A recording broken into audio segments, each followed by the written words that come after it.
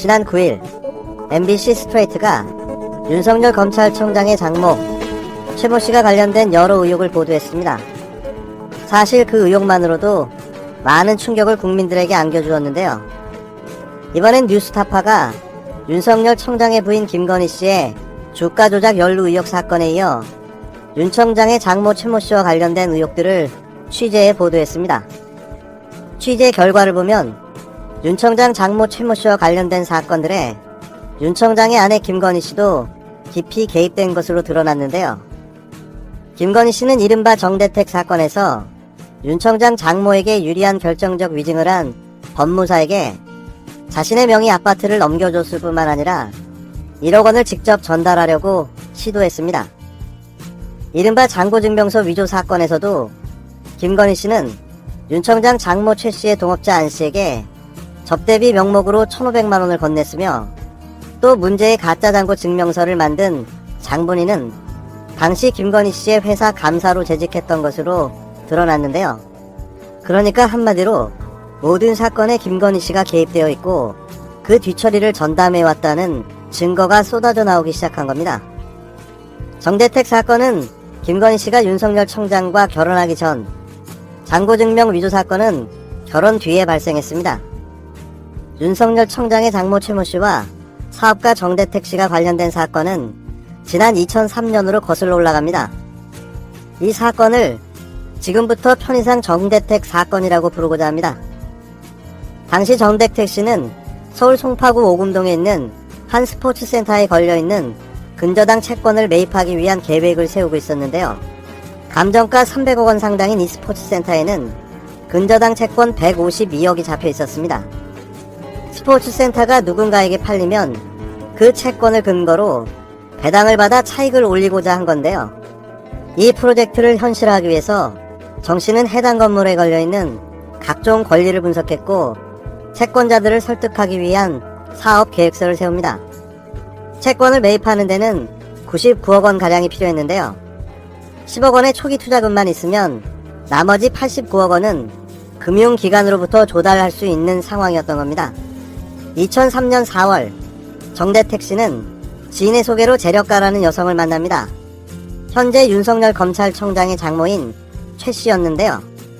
두 사람은 함께 사업을 추진하기로 했고 정 씨가 세워놓은 사업 계획에 최 씨가 동참해 초기 투자금 10억 원을 대기로 한 겁니다. 계획대로 성사될 경우 수익은 반씩 나누기로 했는데요. 법무사가 참여한 가운데 약정서도 체결합니다. 약정서 작성에 참여한 백모 법무사는 정대택 씨의 중학교 동창이기도 했습니다. 이들의 사업계획은 성공했고 2003년 6월 28일 이들은 스포츠센터에 걸린 근저당 채권을 99억 1천만 원에 사들였는데요. 그리고 얼마 지나지 않아 경매를 통해 건물이 팔렸습니다. 11월 28일 이들은 보유한 채권에 의한 낙찰대금 가운데 무려 152억 2천만 원을 배당받았는데요. 5개월 만에 무려 53억 1천만 원의 차익이 발생한 겁니다. 약정서에 따르면 정대택 씨는 이 가운데 26억 5,500만 원을 나눠받아야 되는 거죠. 자신의 명의로 배당을 받은 윤석열 총장의 장모 최 씨는 그러나 정대택 씨에게 약속한 돈을 주지 않았습니다.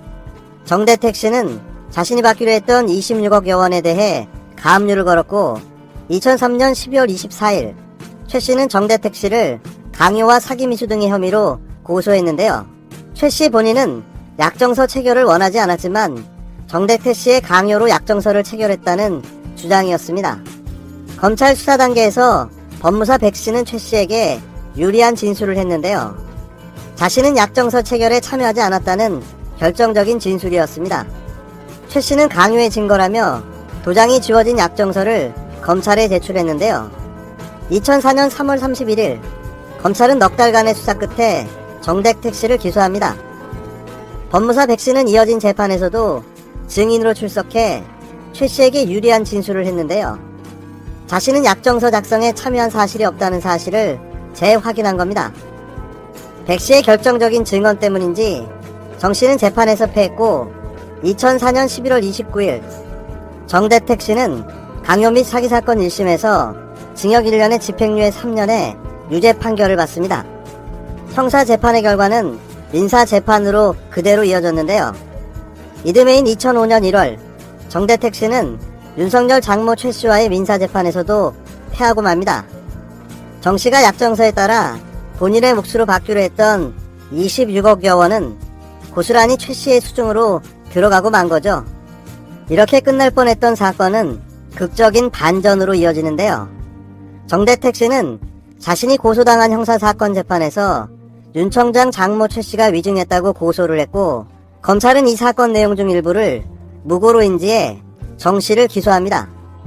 최 씨는 정 씨가 고소한 위증 사건에서 일부 혐의를 인정받아 벌금형을 선고받았는데요. 그런데도 검찰은 고소 내용 가운데 일부가 허위라는 이유로 정 씨를 무고죄로 기소합니다. 이는 아주 이례적인 일이었습니다. 그런데 2005년 9월 22일 정대택 씨의 무고죄 혐의 재판에 증인으로 출석한 법무사 백 씨가 과거의 진술을 뒤집습니다. 검찰 수사와 재판에서 윤 청장 장모 최 씨에게 유리한 증언으로 일관했던 법무사 백 씨가 양심 선언을 한 건데요. 정대택 씨와 윤 청장 장모 최 씨가 이익을 나누기로 한 약정서를 자신이 직접 작성했으며, 약정서를 작성할 때 어떠한 강요도 없었다는 취지였습니다. 법무사 백 씨가 더 많은 것을 털어놓았는데요. 윤 청장 장모 최 씨로부터 거액의 돈을 받기로 하고 최 씨에게 유리한 거짓 증언과 진술을 했다는 겁니다.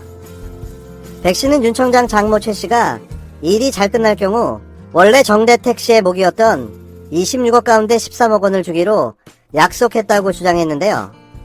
윤 청장 장모 최 씨가 실제로 법무사 백 씨에게 현금 2억 원을 지급했다는 사실도 드러났습니다. 최 씨는 2004년 6월 법무사 백 씨에게 8천만 원을 수표로 지급했고, 2004년 8월에는 7천만 원을 줬고, 또 2005년 2월에는 5천만 원을 건넨 겁니다. 여기서부터가 윤석열 청장 부인 김건희 씨가 이 사건에 깊숙이 개입한 정황들이 드러나기 시작합니다.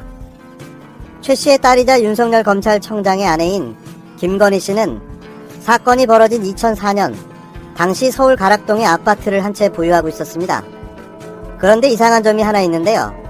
김건희 씨 소유의 아파트는 원래 2억 4천만 원의 근저당이 걸려 있었는데, 아파트를 매도한 이후에도 근저당이 계속 김건희 씨 앞으로 남아 있었다는 점입니다.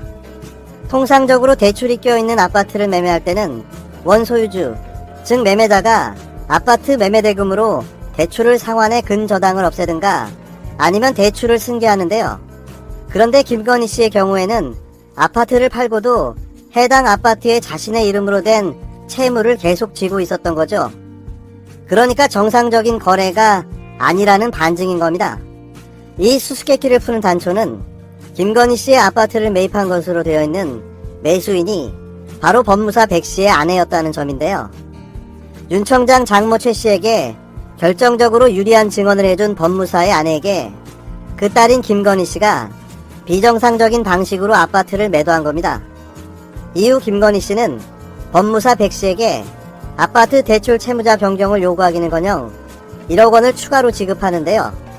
정상적인 거래였다면 상상할 수 없는 일인 거죠. 최 씨가 법무사 백 씨에게 돈과 아파트를 건넨 시점을 꼼꼼히 따져보면 더욱 대가성이 의심됩니다. 2004년 3월 31일 법무사 백 씨의 거짓 진술에 힘입어 정대택 씨가 기소됐는데요. 윤 청장 장모 최 씨가 백 씨에게 처음으로 8천만 원을 건넨 시점은 2달 뒤인 6월 1일입니다. 법무사 백 씨가 법원에서 나와 최 씨에게 유리한 진술을 하고 나서 3주 뒤인 8월 19일 7천만 원이 건네갔고, 곧이어 백 씨 가족이 김건희 씨 명의의 아파트에 입주하는데요. 아파트의 소유권이 정식으로 이전된 것은 윤 청장 장모 최 씨가 정대택 씨의 민사소송에서 승소한 지 나흘 뒤였습니다. 최 씨가 법무사 백 씨에게 마지막 5천만 원을 건넨 시점은 그로부터 약 한 달 뒤였는데요. 2005년 9월 20일